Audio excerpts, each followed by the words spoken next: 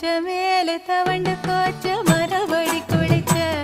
அட கொதிச்ச கோவம் அடங்கி போச்சு அவனையே நினைச்ச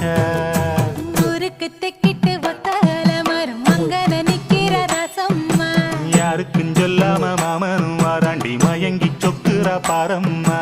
இழுத்து கிண்டற கெப்பக்களி போல மனசு கிண்டது தன்னால அட இருட்டுக்குள்ளார பேசுற சங்கதி இங்கன வருது முன்னால பொங்குற பொங்குற ஆசையில பொண்ணு நிக்கிற நிக்கிற ஏக்கத்துல அட கொஞ்சுற கொஞ்சுற நோக்கத்துல